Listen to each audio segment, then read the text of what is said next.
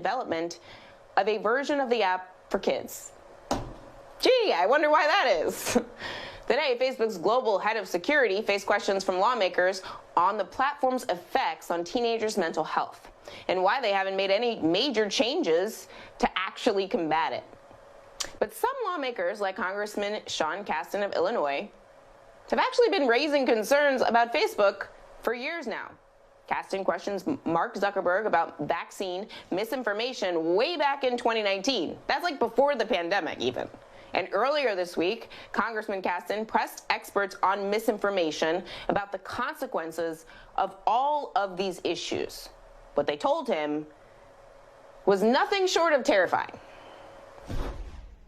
Can one reasonably assume that Facebook and other social media companies, either by individual or algorithmically, know where the extreme content is, know the consequences of the extreme content, and are actively encouraging you to engage with it?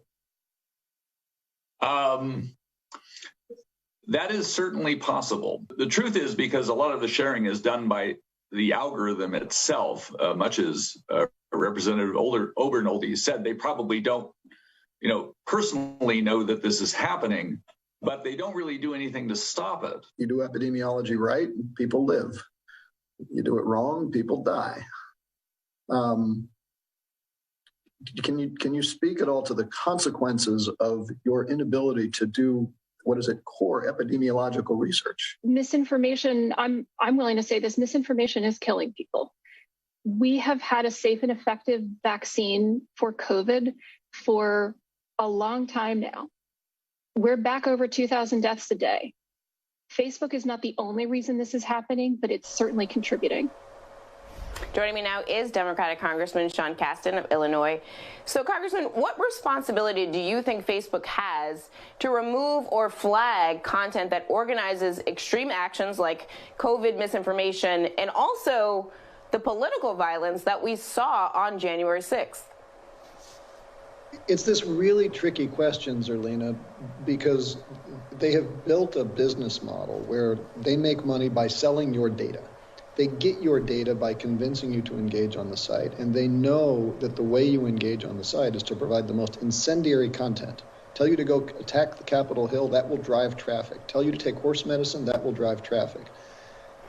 If they had ethics stapled to their profit incentive, that would be one thing. But this is the company whose motto was move fast and break things and then move to company over country, right? And so there's this huge ethical problem that personally I think at core goes to a governance issue. Mark Zuckerberg has created the structure where he's completely unaccountable to his board, and it shows. But in the meantime, I want to make sure people don't die. I want to make sure people don't, join hate groups. That Facebook's own research found that the majority of people who are members of hate groups on Facebook joined a hate group at the recommendation of a Facebook algorithm. Facebook knows that. Why don't they have ethics? I mean, it might sound like a simple question, but I feel like ethics are not like some extra bonus quality that you should want to have in any context, much less running a multi-billion-dollar international conglomerate, right? I mean, why doesn't he have ethics? Why don't they behave as if they have ethics? It's hard for me to be a mind reader. When I was a CEO for 16 years before I got into this line of work, one of my board members was fond of saying that companies by design are not moral, companies by design are not immoral. They exist to make profits, and that's okay. There's nothing wrong with that, and there's lots of good things that have come because of companies. But you have to have, and I say this as a former CEO, you need to demonstrate behaviors on your own end and then make a conscious choice to recruit people who reflect those values. And, a website that was founded to rank who were the hottest people on the Harvard campus was never founded on the idea of being a source of education, to put it bluntly. We talked about that a couple of weeks ago, that actually it's not actually shocking that Instagram is toxic for teen girls, because Facebook originally was created, as you said, to rank hot girls. So again, we have to remember the origin story. Why do you think it's so important for Congress to take an active role to regulate Facebook, perhaps trying to implement oversight over some of this misinformation about the vaccine, or the information that played into helping facilitate the attack on the Capitol?